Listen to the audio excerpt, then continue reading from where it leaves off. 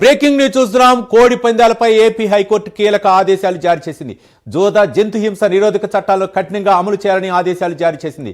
బర్రెలపై సమాచారం అంతే వెంటనే చర్యలు తీసుకోవాలని కలెక్టర్లు, ఎస్పీలకు హైకోర్టు ఆదేశించింది. అవసరమైతే 144 సెక్షన్ విధించాలని సూచించింది. కోడి పందాలు, జోదలో సొమ్మును సీజ్ చేయాలని కోర్టు ఆదేశించింది.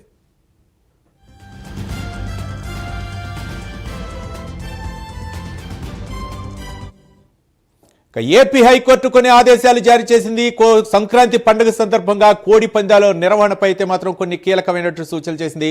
అవసరమైతే 144 సెక్షన్ అమలు చేయాలని చెప్పేసి కలెక్టర్లు, ఎస్పీలకు ఆదేశించింది. ఇక్కడ డబ్బు, మద్యాన్ని కూడా సీజ్ చేయాలా, ఎట్టి పరిస్థితుల్లో కూడా కోడి పందాలు ఆడించవద్దని చెప్పేసి ఆదేశాలలో పేర్కొన్నట్లు తెలుస్తుంది. దీనిపై మా విజయవాడ ప్రతినిధి రాజ్ కుమార్ మరిన్ని వివరాలు అందించడానికి సిద్ధంగా ఉన్నారు. రాజ్ కుమార్, మొత్తానికి ఏదైతే దశాబ్దాల కాలం నుంచి కూడా ఆనవాయితీగా వస్తున్నటువంటి కోడి పందాలకు ఈసారి అటు సంక్రాంతికి సంబంధించి కూడా ఇది కోడి పందాలంటే అది ఒక ఆచారంగా వస్తుంది.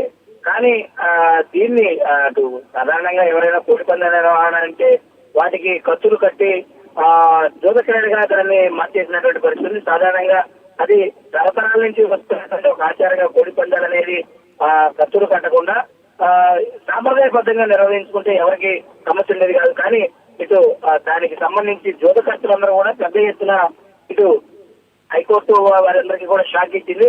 ఎందుకంటే 246 సెక్షన్ కూడా విధించాలని ఒక నిర్ణయం తీసుకుంది. మద్యం, అదే విధంగా డబ్బు ఏదైనా కాబట్టి వెంటనే సీజ్ చేయాలనేటువంటి ఒక విషయాన్ని కూడా అమల్లోకి తీసుకొచ్చిందంటే ఖచ్చితంగా హైకోర్టు చాలా సీరియస్ అయింది. ఎందుకంటే దీన్ని ఆ 3 రోజులు సాధారణంగా పంట చేతికి వచ్చి రైతులందరూ కూడా ఆనందంగా ఉండి సంతోషంగా ఇటు సంక్రాంతి పండుగను జరుపుకునే అవకాశం ఉంటుంది. కానీ దాన్ని ఒక జోదక్రీడగా మార్చేసి పూర్తిగా కూడా అటు వ్యసనాలకు లోనే ఇబ్బందులు పడుతూ ఉంటారు. కాబట్టి ఖచ్చితంగా ఈసారి వారందరూ కూడా ఒక ఉపపాదం అవుతుంది.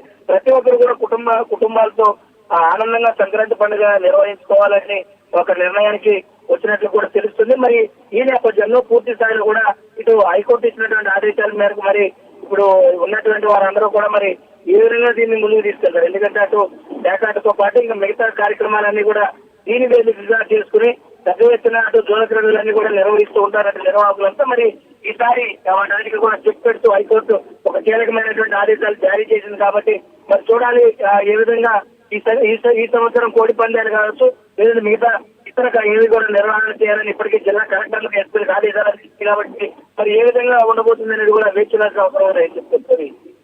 Right, thank you Raj Kumar.